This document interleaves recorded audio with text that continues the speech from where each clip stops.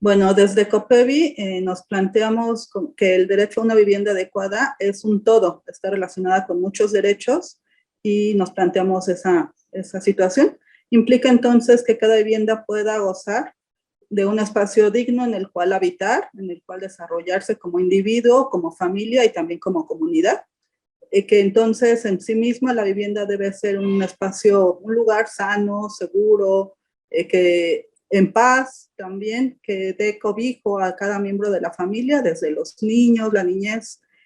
jóvenes, adultos y también considerando adultos mayores, para que puedan tener un lugar de cobijo, de privacidad, de higiene, de seguridad, y que además respete ante todo como diferentes circunstancias, entre ellos la identidad cultural,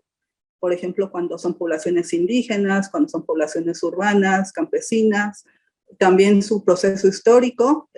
todos sus antecedentes históricos y la forma en la que habita cada pueblo, cada comunidad. También que se reconozca en sí el contexto social, el contexto físico del lugar, y todo esto pensando en una diversidad, en todo el tema de la diversidad, de ser una sociedad diversa. No siendo la vivienda una de las necesidades humanas básicas, la falta de esta vivienda pues es una injusticia que pensamos que está derivada principalmente y directamente de la estructura económica y política de una nación, ¿no? O de un pueblo, de una comunidad. En particular, de la distribución inequitativa de los ingresos que se tienen como al interno de esto, y que no podemos dejar de lado saber que esto nos lleva a una exclusión social y territorial. Entonces, la vivienda, al ser uno de los bienes que las familias ahorran y hacen movimientos incluso migratorios o hacen todo tipo de asuntos para resolver el derecho a la vivienda adecuada, y esto es uno de los bienes más costosos, marca una brecha entre la población rica y la población pobre. Entonces eso nos parece que es uno de los elementos más fuertes del derecho humano a la vivienda, y que entonces nos reafirma que todos como sociedad debemos revisar esto como un asunto no solamente de unas personas que les hace falta acceder a ese derecho, sino como una responsabilidad de la sociedad propia. Bueno, COPEVI ha participado desde hace aproximadamente 55 años como una de las primeras organizaciones de la sociedad civil, bueno, antes llamadas ONGs o de otra forma, pero en América Latina y en México, planteando el problema del derecho a la vivienda adecuada, se ha planteado diferentes herramientas operativas y metodológicas para poder coadyuvar a la incorporación de este derecho, y han sido diversas. Por ejemplo, en algunos años se plantearon elementos para fortalecer la figura de la cooperativa de la vivienda, por ejemplo, en la Ciudad de México, con mucho énfasis, y en otros momentos también ha sido el encontrar como modelos financieros de acceso a recursos públicos, por ejemplo, de programas, sobre todo para personas que no son asalariadas, ¿no? Porque en el camino de los asalariados hay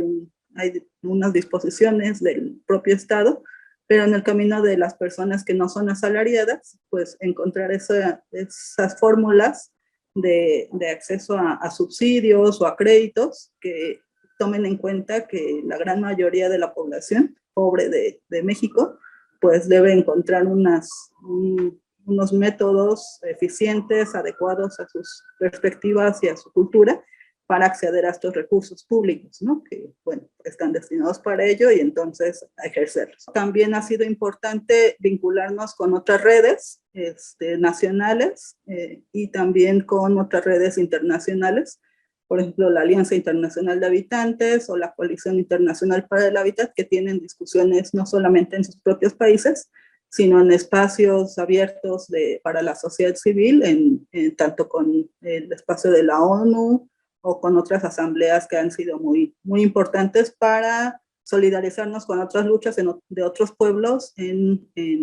por este derecho humano a la vivienda. Bueno, yo creo que a estas alturas el derecho a una vivienda adecuada no lo podemos ver aislado, sino que tiene que ser con su interrelación a otros derechos que están vinculados al hábitat.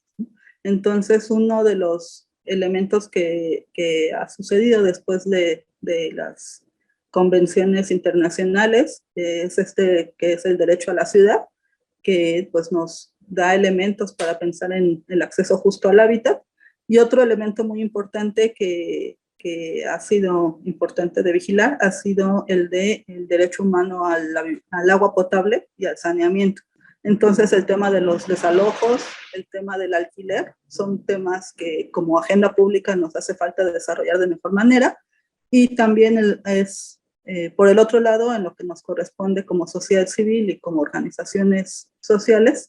pues es importante mantener la lucha y las acciones concretas de vigilancia, de reconocimiento y de denuncia cuando observemos casos que lo impliquen y que sean necesarios de poner en la pantalla más amplia a los más altos niveles también. Otro de los retos que veo importantes de resolver es la articulación entre los gobiernos locales, estatales, de la nación y todos los esfuerzos legislativos y de justicia para poner en el centro todos los derechos humanos relacionados al hábitat, pero junto con procesos de planeación, de vigilancia con la población en las cuales está siendo afectadas o que están desarrollando proyectos importantes. Suprema Corte, el poder de la justicia.